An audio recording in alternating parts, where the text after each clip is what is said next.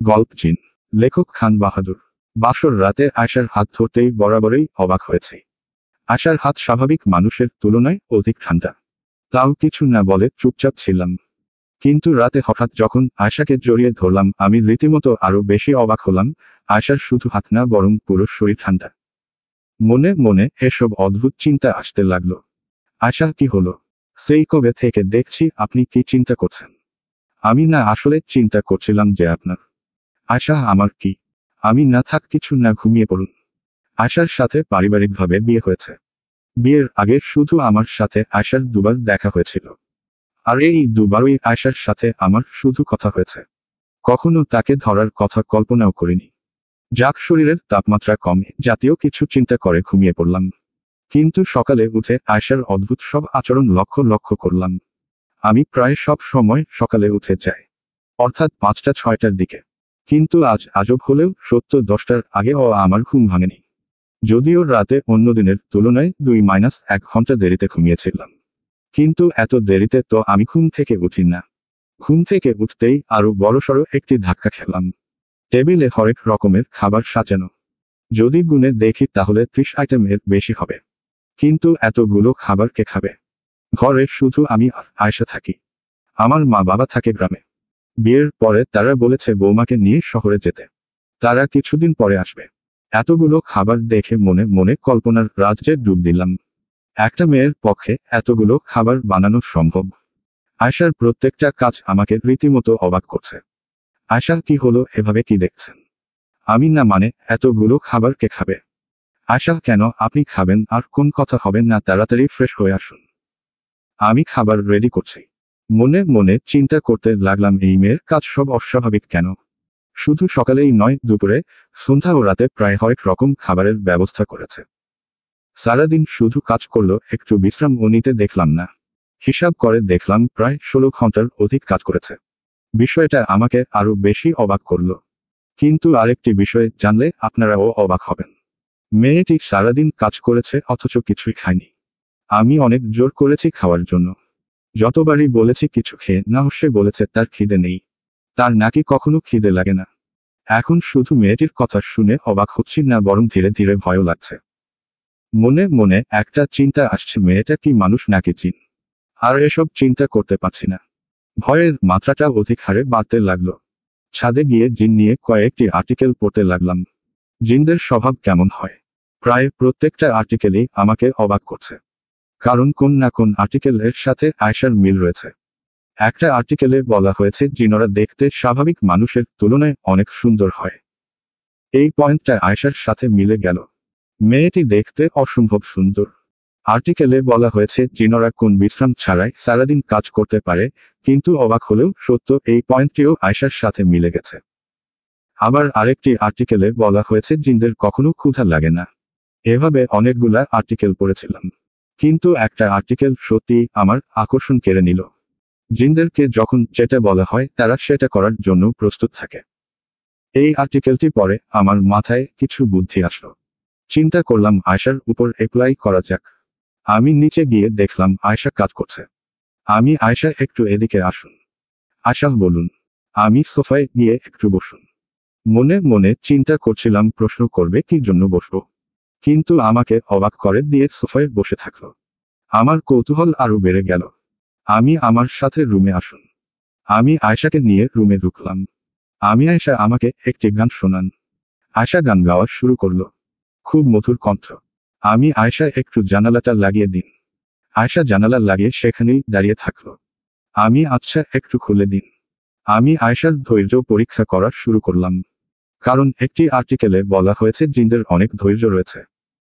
আয়শা, আবার খুলে দিন, আবার লাগিয়ে দিন, আবার খুলে দিন, আবার লাগিয়ে দিন, আবার খুলে দিন, আবার লাগিয়ে দিন। এভাবে প্রায় অনেকবার বললাম, কিন্তু অবাক করার বিষয়ে আয়শা একবারও বিরক্ত না হয়ে আমার হুকুম পালন করল। সময় যত ঘনিয়ে আসছে আয়শার প্রতি কৌতূহল আমার ততই বেড়ে যাচ্ছে। আয়শা, আপনি এখনই আমার সামনে আপনার শরীরের সমস্ত কাপড় খুলে রাখুন। মনে করলাম লজ্জা পাবে আর বলবে আমার লজ্জা লাগে, আমি পারবো না। কিন্তু আমাকে অবাক করে দিয়ে সাথে সাথে কাপড় সব খুলতে লাগলো। আরে না না, থাক, লাগবে না। আপনি শুয়ে পড়ুন। আমি একটু পরে ঘুমাবো। এই বলে বারান্দায় চলে গেলাম। আমার যেন বিশ্বাসই হচ্ছে না এটা স্বাভাবিক কোনো মেয়ে। মন প্রত্যেকবারই বলছে এই হলো একটি জিন। তার মানে কি আমি কোন জিনের সাথে বিয়ে করেছি? আচ্ছা, জিনদের বয়স তো অনেক বেশি হয়, আয়শাকে গিয়ে জিজ্ঞেস করা উচিত ওর বয়স কত। আমি আয়শা, আপনার বয়স কত? আয়শা, এই তো 23। আমিও, আচ্ছা 23 বছর। আয়শা, আরে না, 2300 বছর। এটা শোনার পর মাথা ঠিক রাখতে পারলাম না। মনে মনে চিন্তা করলাম এখন ঘুমিয়ে নেই, যা চিন্তা করার আগামীকাল করব। আয়শা, দেখুন টেবিলের উপর দুধের গ্লাস রাখা আছে, সেগুলো খেয়ে তারপর শুয়ে পড়ুন। তার আগে না। যাক, সুন্দরী বউ এত সুন্দর করে আবদার করেছেন না, রেখে পারলাম না। এক টোকে পুরো 1 গ্লাস দুধ খেয়ে ফেললাম। কিন্তু দুধের স্বাদ একটু ব্যতিক্রম লাগলো। থাক, হয়তো আমি বেশি চিন্তা করছি তাই এমন লাগছে। সকালে ঘুম থেকে উঠে দেখলাম আজকে লেট। 11টা বাজছে। আজকে অফিসে গেলে বস নিশ্চিত রাগ করবে। অফিসে যাওয়ার জন্য বের হব, ঠিক তখনই আয়শা আমাকে আবার অবাক করে দিল। আয়শা, এই নিন টিফিন বক্স আপনার জন্য। আমি এতগুলো খাবার কি শুধু আমার জন্য নাকি পুরো অফিসের সব স্টাফদের জন্য? গুনে গুনে দেখলাম গতকালকের থেকে দ্বিগুণ খাবার বানিয়েছে আজকে। মনে মনে চিন্তা করলাম এমনি তো আজকে অফিসে লেটে যাচ্ছি, বস বকা দিবে। তার থেকে ভালো বউ এতগুলো খাবার বানিয়েছে, এগুলো যদি নিয়ে গিয়ে বসকে দেখায় তাহলে বস নিশ্চয়ই খুশি হবে। দুটো সিএনজি ঠিক করে খাবারগুলো নিয়ে অফিসে রওনা দিলাম। এতগুলো খাবার দেখে শুধু বস না, বরং আমার সব কলিগরাও খুশি। বস, আমি তো আজকে তোমাকে বকা দেওয়ার জন্য প্রস্তুত হয়ে গিয়েছিলাম, কিন্তু এখন দেখছি বিয়ে করে তুমি আরো ভালো হয়ে গেছো। সবার জন্য খাবার এনেছো। ধন্যবাদ। দুপুরের দিকে লাঞ্চের সময় সবাই আয়শার বানানো খাবারগুলো খাচ্ছিল আর তারিফ করছিল। বস, কোন হোটেল থেকে এনেছো? আমি, আমার বউ বানিয়েছে। বস রীতিমতো অবাক। এতগুলো মানুষের খাবার একজনে বানিয়েছে আর সবগুলোই সুস্বাদু। মনে মনে খুশি হলাম, চিন্তা করলাম এভাবেই যদি বউ খাবার বানাতে থাকে তাহলে আমার প্রমোশন নিশ্চিত। অফিস শেষ করে বাসায় ফিরছিলাম, ঠিক এমন সময় আমার হাসিবের সাথে দেখা। হাসিব আমার বন্ধু। 1 মাস আগেই হঠাৎ করে তার সাথে এক রাতে পরিচয় হয়। কিছুদিনের মধ্যেই আমাদের মধ্যে খুব ভালো একটা বন্ধুত্বপূর্ণ সম্পর্ক গড়ে ওঠে। কিন্তু আমার বিয়েতে তাকে দাওয়াত দিলে সে তার ব্যবসায়িক কাজের জন্য আসতে পারেনি। আমি, হাসিব, চিনছিস আমাকে? কেমন আছিস? হাসিব, এই তো ভালো আছি। তোর বিবাহিত জীবন কেমন চলে? আমি, এই তো ভাই ভালোই। আমি যে কত প্যারার মধ্যে আছি সেটা আর হাসিবকে বললাম না। চিন্তা করলাম আগামীকালকে হাসিবকে ঘরে দাওয়াত দিব। তারপর তার সাথে আয়েশার ব্যাপারে সম্পূর্ণ কথা বলবো। আমি, হাসিব, এক কাজ কর, আগামীকালকে তুই আমার বাসায় আয়, একেবারে আমার বউকে দেখবি আর তোর সাথেও কিছু সময় কাটালাম। এমনিও অফিস থেকে আমি ছুটি নিয়েছিলাম। হাসিব, আচ্ছা, আমি বিকেলের দিকে আসব। তারপর সারা রাত আড্ডা দিব। এভাবে দুজনে আরো অনেক কথা বললাম। একটি গুরুত্বপূর্ণ মিটিং চলে আসে, সে চলে যায়। আমিও আগামী কালকের জন্য প্রস্তুতি নিতে থাকি। ঘরে ঢুকতেই দেখলাম আয়েশা সবে মাত্র গোসল করে বের হয়েছে। এই যেন আমি নিজের চোখের সামনে এক অসম্ভব সুন্দর পরী দেখতে পাচ্ছি। চুল ভেজা, নাকের ডগায় সামান্য সামান্য পানি, ঠোঁট সম্পূর্ণ লাল। নিজেকে আর ধরে রাখতে পারলাম না, চিন্তা করলাম একটু রোমান্স করব, যে গিয়ে আয়েশাকে জড়িয়ে ধরলাম। আমি আবার বড় ধরনের শোকত খেলাম। আয়েশার শরীর অনেক ঠান্ডা। আয়েশা, দেখুন দুষ্টুমি করবেন না, এইমাত্র অফিস থেকে আসলেন, ফ্রেশ হয়ে আগে খাওয়া দাওয়া করুন। মনে মনে আবার চিন্তা করতে লাগলাম আয়েশা কি জিন নাকি মানুষ। যাক, অত চিন্তা করে লাভ নেই, আগামীকালকে হাসিব আসবে, তার সাথে কথা বলবো। সকালে ঘুম থেকে উঠতে খেয়াল করলাম আজকে আবারও দেরি করে ফেললাম। বউ আজকেও হরেক রকমের খাবার রান্না করেছিল, যার ফলে বসের বকা থেকে আবার বেঁচে গেলাম। চিন্তা করতে লাগলাম এভাবে হরেক রকমের খাবার রান্না করলে আমার বেতন তো খাবারের পিছনেই চলে যাবে। হঠাৎ করে বোর্ড মিটিংয়ে আটকা পড়লাম। বোর্ড মিটিং থেকে বের হয়ে দেখি আয়েশার অনেকগুলো কল। তাই আর দেরি না করে সাথে সাথে বাসার উদ্দেশ্যে রওনা দিলাম। কিন্তু বাসার ভিতরে ঢুকতে যা দেখলাম তা দেখে স্বাভাবিক কোন মানুষ ঠিক থাকতে পারবে না। মেঝেতে হাসিবের লাশ পড়ে আছে। হাসিবের শরীরের প্রত্যেকটা অঙ্গ কেটে ফেলা হয়েছে। হাসিবের পা দুটো টুকরো টুকরো করে কাটা হয়েছে। হাত দুটো টুকরো টুকরো করে ফেলা হয়েছে। এমনকি শরীরও কেটে 2 ভাগ করে ফেলা হয়েছে। শুধু তাই নয়, হাসিবের যৌনাঙ্গ কেটে তার মুখে ঢুকিয়ে দেওয়া হয়েছে। তার মুখ শরীর থেকে আলাদা করে ফেলা হয়েছে। আর পাশে মেঝেতে পড়ে রইল আমার আয়েশা। এইরকম ভয়ঙ্কর একটি মুহূর্তে কি করব কিছুই বুঝতে পারছিলাম না। তাড়াতাড়ি আয়শাকে কোলে তুলে নিলাম। বুঝতে পারলাম আয়শা অজ্ঞান। আর 7-5 না ভেবে আয়শাকে হাসপাতালে নিয়ে যাওয়ার উদ্দেশ্যে রওনা দিলাম। হাসপাতালের আয়শাকে তারা স্যালাইন দিল, কিন্তু আজব হলেও সত্য, স্যালাইনের একটি বিন্দুও আয়শার শরীরে ঢুকছিল না। ডাক্তার যখন আমাকে এই কথাটি বলল আমি সত্যিই অবাক হয়েছিলাম। মনে মনে অনেকটাই নিশ্চিত হয়ে গিয়েছিলাম আয়শা বোধহয় জিন, কিন্তু পরক্ষণেই আবার হাসিবের কথা মনে হলো। বেচারা কি দোষ করেছিল? তাকে এভাবে মারার কারণ কি?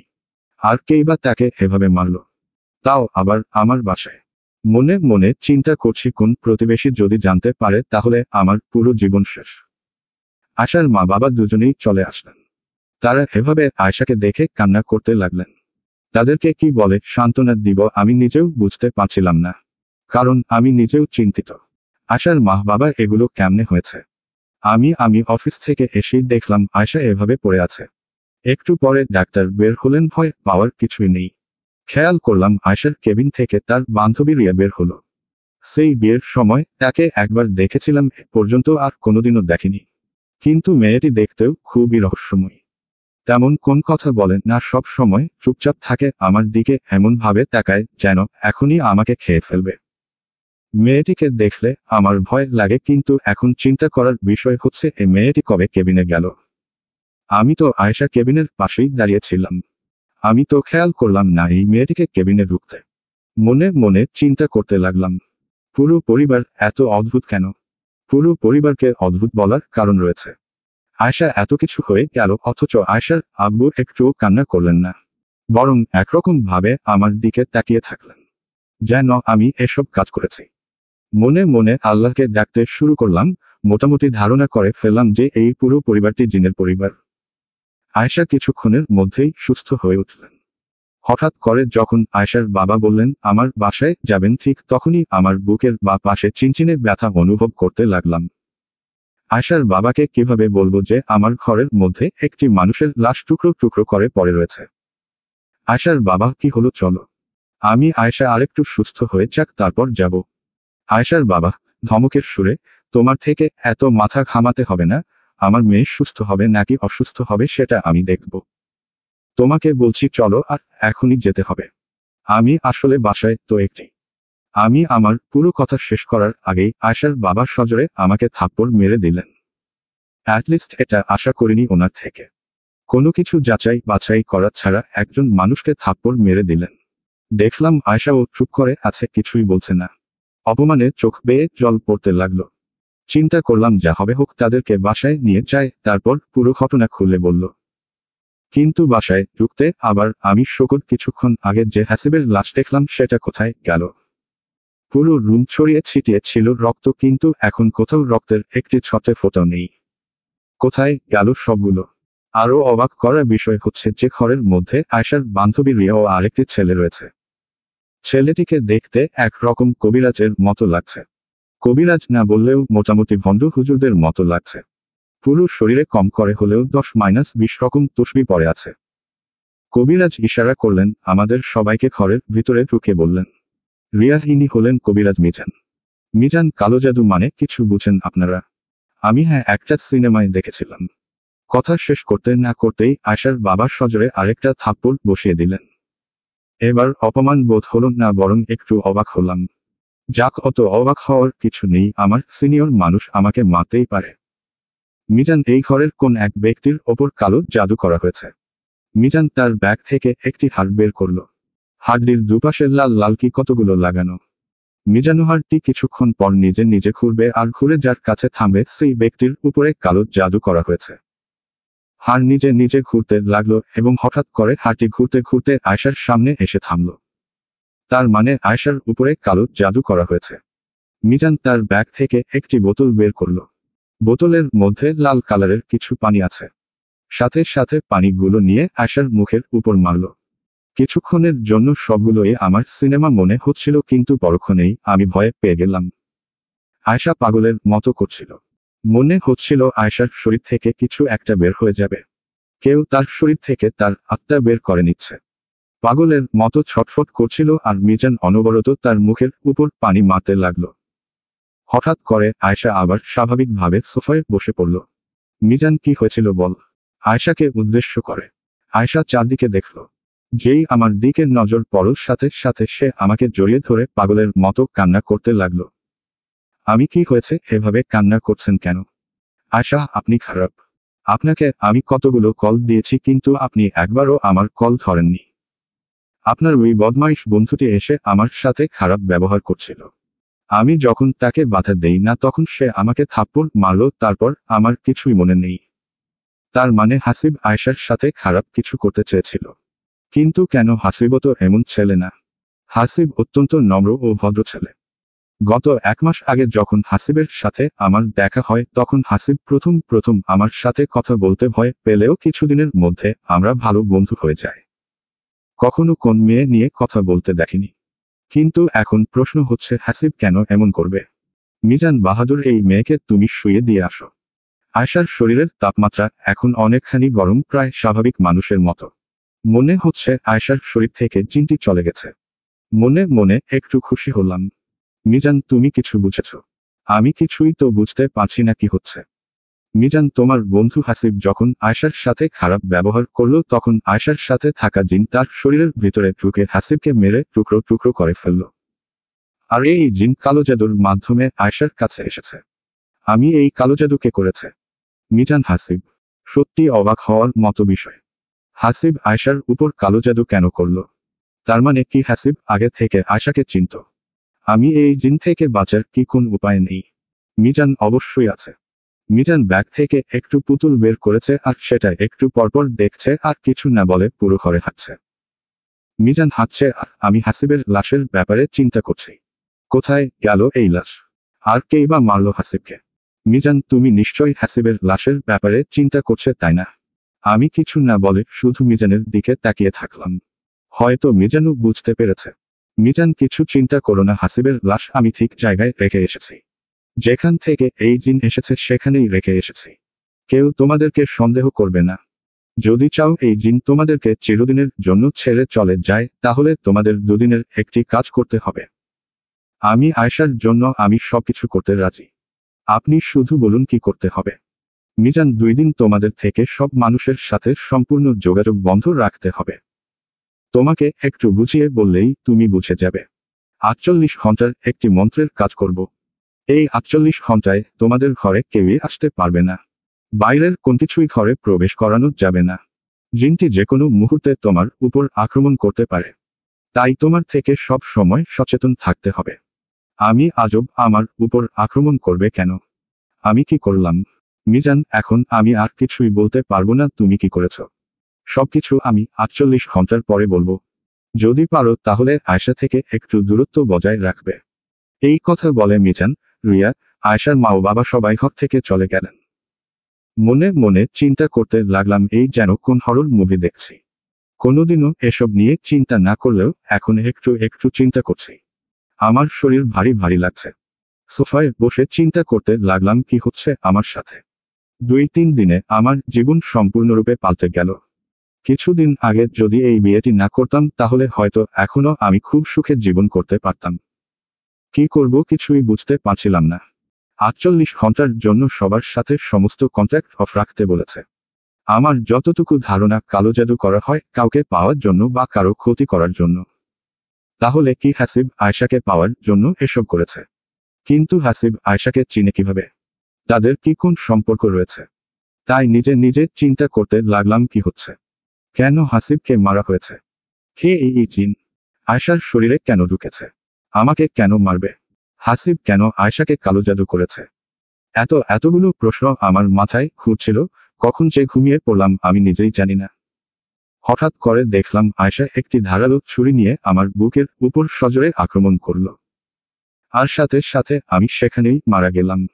সাথে সাথে চোখ খুলে গেল, তার মানে নিশ্চিত একটা স্বপ্ন ছিল। খেয়াল করে দেখলাম আমার শরীর প্রচণ্ড ভারী মনে হচ্ছে। ভালো করে চোখ মেলে তাকিয়ে দেখলাম আয়েশা আমার গায়ের উপর আর তার হাতে ধারালো ছুরি। আমি কিছু বুঝে ওঠার আগেই সে ছুরি দিয়ে সজোরে আমাকে আঘাত করল। আমি সাথে সাথে আয়েশাকে ধাক্কা দিলাম। ছুরির আঘাতে হাতের কিছু অংশ কেটে গেছে।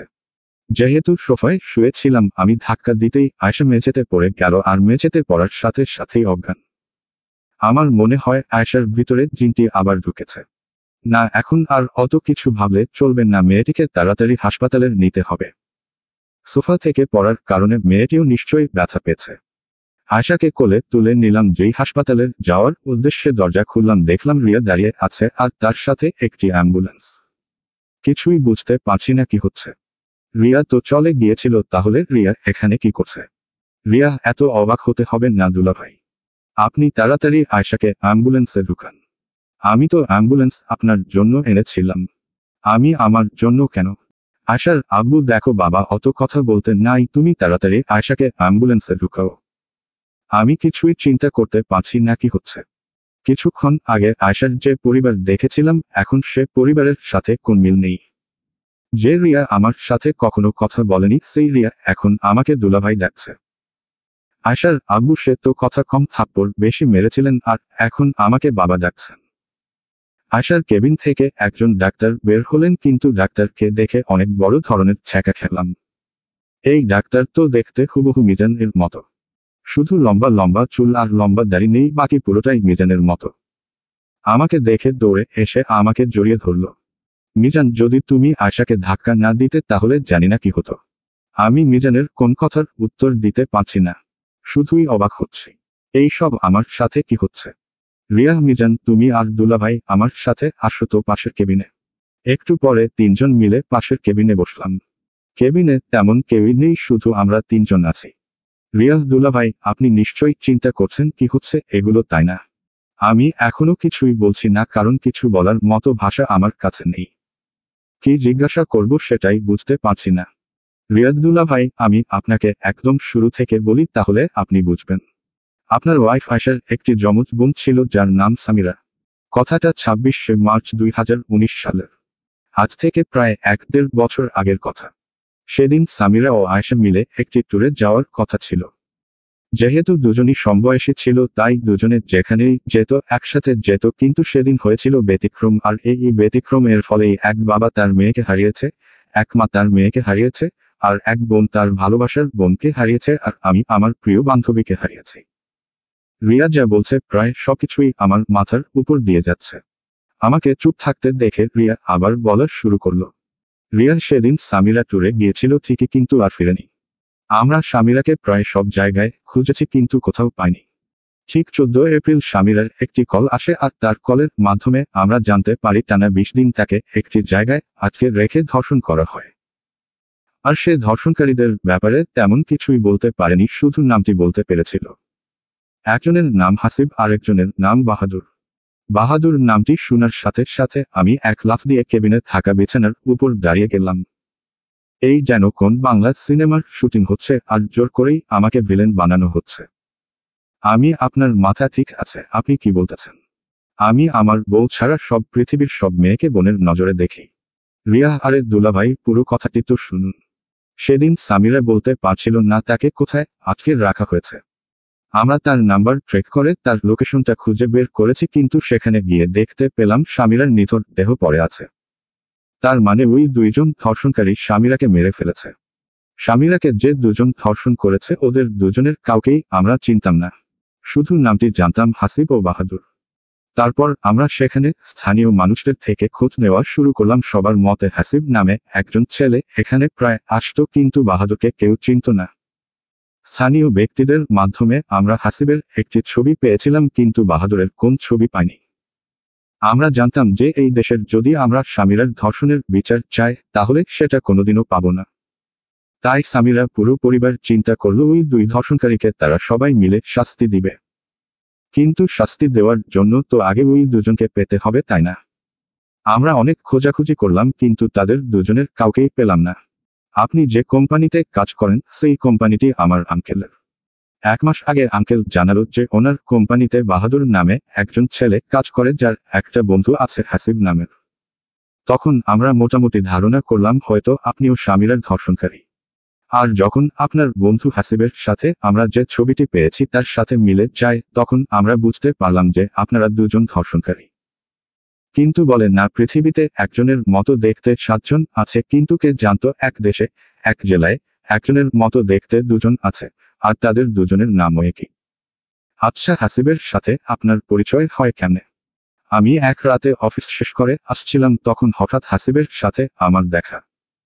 প্রথম প্রথম সে আমার সাথে কথা বলতে ভয় পেলে ও পরবর্তীতে আমরা অনেক ভালো বন্ধু হয়ে যাই।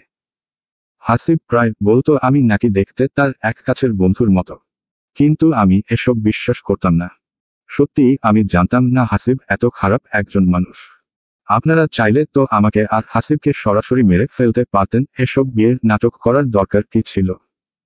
রিয়া, হাসিব যে ধর্ষণকারী এটা আমরাও শিওর থাকলেও আপনি যে ধর্ষণকারী এটা আমরা শিওর ছিলাম না। আর তাছাড়াও আমরা আপনাকে এত সহজে মারতে চাইনি, অনেক কষ্ট দিয়ে মারতে চেয়েছিলাম। আমরা যদি আপনাকে সরাসরি মেরে দিতাম তাহলে হয়তো অনেক ঝামেলা হতো, তাই আমরা চিন্তা করেছিলাম প্রথমে আপনাকে মানসিক দিক দিয়ে মারব, তারপর আপনাকে শারীরিকভাবেও মারব। যেদিন আয়শার সাথে, সামিরার বোন, আপনার প্রথম দেখা হয় আমরা মনে করেছিলাম আপনি চমকে উঠবেন, কিন্তু আপনি একটু চমকালেন না, বরং লজ্জায় মাথা নিচু করে রাখলেন। ঠিক তখন থেকেই আমাদের অল্প অল্প সন্দেহ হওয়া শুরু করলো। আসলে আপনি কি সেই বাহাদুর নাকি অন্য কেউ? বিয়ের পর থেকেই আয়শার প্রতি আপনার এত কেয়ার, আর গতকালকে যখন আয়শাকে হাসপাতালে ভর্তি করানো হয়েছিল তখন আপনি পাগলের মতো কেবিনের সামনে হাঁটছিলেন, ঠিক তখনই আমার সন্দেহ আরো বেড়ে গেল। আসলেই কি আপনি সেই বাহাদুর যে সামিরাকে ধর্ষণ করেছিল? আমি তার মানে কি হাসিবকে আপনারাই মেরেছেন? রিয়া, সেদিন হঠাৎ করে আপনার কোন বোর্ড মিটিং আসেনি, বরং বোর্ড মিটিংটা ছিল শুধু একটা বাহানা আপনাকে আটকে রাখার। আপনার থেকে দাওয়াত পাওয়ার পর হাসিব আপনার বাসায় গিয়ে আয়শাকে দেখে রীতিমতো চমকে ওঠে। কারণ হাসিব জানতো না যে সামিরার আরেকটি যমজ বোন ছিল। হাসিবকে মেরে ফেলার জন্য যখন আয়শা তার কাছে যায় তখন হাসিব নিজেই আয়শার হাতে থাকা ছুরিটি দিয়ে নিজেকে মেরে ফেলে। হয়তো হাসিব সেদিন বুঝতে পেরেছিল তার মৃত্যু অনেক কাছে চলে এসেছে, তাই সে নিজে নিজে আত্মহত্যা করেছে। আমি তার মানে আপনারা হাসিবকে মারেননি, ও নিজেই ছুরি দিয়ে নিজেকে মরেছে আর আপনারা তাকে কেটেছেন? রিয়া, হ্যাঁ, বলতে গেলে এক প্রকার আত্মহত্যা করেছে। কিন্তু হাসিব আত্মহত্যা করেছে এটা যদি আপনি জানতেন তাহলে অনেক বড় ঝামেলা হতো, তাই এই পুরো ঝামেলাটাকে আমরা ভয়ঙ্কর ভাবে উপস্থাপন করলাম। অর্থাৎ এক বানানো জিনের উৎপত্তি ঘটালাম। আমার জামাই মিজানকে বললাম কবিরাজের মতো সাজতেন আর আপনাকে ভয় লাগাতে। কে জানতো আপনি এত ভীতু মানুষ। অল্পতেই ভয় পেয়ে গেলেন। আমরা প্ল্যান করেছিলাম সেই রাতে আপনাকে মেরে ফেলবো, কিন্তু আপনাকে মারার আগে আমি আরেকটু শিওর হতে চেয়েছিলাম যে আপনি সামিরার ধর্ষণকারী কিনা। আমি ধীরে ধীরে আবার খোঁজ নেওয়া শুরু করলাম, আর অনুসন্ধানের মতে আমি এটা জানতে পারলাম যে বাহাদুর সামিরার ধর্ষণ করেছিল গত 6 মাস আগে। সে একটি কার অ্যাক্সিডেন্টে মারা যায়। ঠিক তখনই আমরা সবাই বুঝতে পারলাম আপনি সে বাহাদুর না যে বাহাদুর সামিরাকে ধর্ষণ করেছে। আমরা জানতাম যে আয়শা আপনাকে ছুরি দিয়ে মারবে, তাই আমরা চিন্তা করলাম একেবারেই অ্যাম্বুলেন্স নিয়ে আসি। যেই আমরা আপনার দরজার বেল বাজাবো ঠিক তখনই আপনি আয়শাকে সাথে করে নিয়ে দরজা খুললেন আর আমাদেরকে দেখালেন। আমি খুব মনোযোগ দিয়ে রিয়ার সব কথা শুনলাম, মনে হচ্ছে কোনো ছোটখাটো গল্প শুনে ফেললাম। মনের মধ্যে শুধু একটাই প্রশ্ন আসছিল, তাই প্রশ্নটিকে আর না চেপে রেখে রিয়াকে জিজ্ঞাসা করে ফেললাম, আচ্ছা, তাহলে আয়শার শরীরে যে জিন আছে ওটা আর কি সত্য? রিয়া, আপনি তো এক মহাবোকা দেখছি। আয়শার শরীরে কোন জিন নেই? আমি কেমনে? আয়শার শরীরটা সব সময় ঠান্ডা থাকত। তারপর আয়শা বিশ্রাম না নিয়ে অনেকক্ষণ কাজ করত। আয়শা কিছুই খেত না। এই সবগুলো লক্ষণ তো পুরোপুরি জিনের সাথে মিলে যায়। রিয়া, দুলাভাই অধৈর্য হলে চলে না, ওয়েট করুন, আমি আপনাকে পুরো ঘটনা খুলে বলছি। আমরা যদি আপনাকে এমনিতেই বলতাম আয়শার শরীরে জিন আছে তাহলে কি আপনি বিশ্বাস করতেন? অবশ্য করতেন না। কিছু জিনের লক্ষণ দেখাতে হবে, তাই না? যার ফলে আয়শা সবসময় তার শরীরে ইনজেকশন লাগাতা। ইনজেকশনটি লাগানোর ফলে মানুষ 16 থেকে 18 ঘন্টা পর্যন্ত ঠান্ডা থাকে। যদিও এটা শরীরের জন্য অনেক ক্ষতিকর, কিন্তু তাও আয়শা তার বোনের ধর্ষণের বিচারের জন্য এটা লাগাত। আর যখনই আপনি আয়শার কাছে যেতেন আপনার থেকে তার শরীর ঠান্ডা লাগত। আয়শা যে হরেক রকমের খাবার রান্না করত এটা সম্পূর্ণরূপে ভুল। আয়শা কিছুই রান্না করতে জানে না, বরং এইসব খাবার রান্না করে আমরাই পাঠিয়ে দিতাম। আর আপনার মনে হতো আয়শা সারাদিনই কাজ করছে। আচ্ছা দুলাভাই, আপনার কি মনে আছে আয়শা সব সময় আপনাকে দুধ খেয়ে ঘুমোতে বলতো? আর আপনি ঘুম থেকে উঠতে দেরি করে ফেলতেন। হ্যাঁ, আয়শা সব সময় আমাকে দুধ খেয়ে ঘুমোতে বলতো। রিয়া আয়শা আপনার দুধের গ্লাসে সব সময় ঘুমের ওষুধ মিশিয়ে দিত, যার ফলে 10টা-11টা বাজার আগে আপনার ঘুম ভাঙত না। আর ততক্ষণে আমরা আমাদের পুরো প্ল্যান করে ফেলতাম। আর ওই টাইমটাতে আয়শা বিশ্রাম নিত। আমি তার মানে এত কিছু আমাকে মারার জন্য করা হয়েছিল। রিয়া আমরা মনে করেছিলাম আপনি স্বামীরার ধর্ষণকারী, তাই আপনাকে মারতে চেয়েছিলাম। আমি হাসবো কি না কাঁদবো কিছু বুঝতে পারছিলাম না, কারণ রিয়া যদি জানতে না পারতো আমি সেই বাহাদুর না যে স্বামীরাকে ধর্ষণ করেছে, তাহলে নিশ্চয় এতক্ষণে আমি 3.5 হাত মাটির নিচে থাকতাম। আমি আচ্ছা হাসিবের লাশ কি করেছেন? রিয়া কি আর করবো, যে জায়গাটাতে স্বামীরাকে ধর্ষণ করা হয়েছে সেখানে গিয়ে হাসিবের লাশ পুড়িয়ে দিয়েছি। না, এই ফ্যামিলি স্বাভাবিক না। আমি আর কিছু শুনতে পারবো না। তাড়াতাড়ি কেবিন থেকে বের হয়ে আয়শার কেবিনে প্রবেশ করলাম। ঘুমন্ত অবস্থায় আয়শাকে কোন পরি থেকে কম লাগে না। আমি আয়শাকে এক নজরে চেয়ে রয়েছি। কিছুক্ষণ পরে আয়শা নিজে নিজেই চোখ খুলল। আর চোখ খুলে আমাকে তার পাশে বসে থাকতে দেখে খুবই অবাক হয়েছে। আমি কি হলো ম্যাডাম, এতক্ষণ পরে তাহলে ঘুম ভেঙেছে তাই না? আয়েশা কিছু না বলে কিছুক্ষণ আমার দিকে দেখছে, কিছুক্ষণ রিয়ার দিকে দেখছে, হয়তো চিন্তা করছে তার বোনের ধর্ষণকারী তার পাশে বসে আছে কেমনে। তার তো আজকে মরে যাওয়ার কথা ছিল। একটু পরেই রিয়া সবকিছু আয়েশাকে বুঝিয়ে বলল। আয়েশাও হয়তো বুঝতে পেরেছে। আমাকে কাছে টেনে পাগলের মতো চুমু খেতে লাগলো। আর এই দৃশ্য দেখে আয়েশার পরিবার লজ্জায় কেবিন থেকে বের হয়ে গেল। আমিও মোটামুটি লজ্জায় পড়ে গেলাম। আয়েশা, কাঁদো কাঁদো গলাজ, আমি আসলেই জানতাম না যে আপনি। আর কিছুই বলতে পারছে না, শুধুই কান্না করছে। থাক, আমি বাধা দেব না, কান্না করতে ইচ্ছা করলে কান্না করুক। আজকে অনেক দিন পর এই পরিবার খুশি। আজকে হলেও একটু প্রাণ ভরে কান্না কাঁদুক। এই পুরো পরিবারের ওপর গত 1 বছর ধরে যত কষ্ট গিয়েছে সেটা নিজের কানে না শুনলেও বুঝতামই না। একটা পরিবার কতটা কষ্টের মধ্যে থাকলে এভাবে মানুষ মারার পরিকল্পনা করে আমার জানা নেই। সত্যি আমাদের দেশের সিস্টেম দিন দিন নষ্ট হয়ে যাচ্ছে, আর এই সিস্টেম নষ্ট হওয়ার ফলে অনেকগুলো জিনের উৎপত্তি হচ্ছে। যদি আমরা চাই এসব জিনের উৎপত্তি হওয়া বন্ধ হোক, তাহলে এখনই আমাদের সিস্টেম পরিবর্তন করতে হবে। আয়েশার পুরো পরিবার আজকে খুশি, কারণ তারা তাদের মেয়ে বোন বান্ধবীর ধর্ষণের বিচার করে ফেলেছে। হয়তো তারা নিজ হাতে একজনকে মারতে পারেনি, কিন্তু তাও তাদের কোনো আক্ষেপ নেই। বরং দিন শেষে এটা বলেই তারা স্বস্তির নিঃশ্বাস ত্যাগ করবে যে তাদের মেয়ে বোন বান্ধবীর ধর্ষণকারীরা আর এই পৃথিবীতে নেই। কেবিন থেকে স্পষ্ট দেখা যাচ্ছে রিয়া মিজানকে জড়িয়ে ধরে আছে। আয়শার বাবা আয়শার মা জড়িয়ে ধরে আছে। আর আমিও আমার জিন থুক্কু বউ থুক্কু আয়শাকে জড়িয়ে ধরে আছি। কিছু গল্পের সমাপ্তির মাধ্যমেই অন্য গল্পের সূচনা হয়। হয়তো সেদিন স্বামীরার গল্পের সমাপ্তি কারণেই আজকে আমার আর আয়শার গল্পের সূচনা হলো। সমাপ্ত।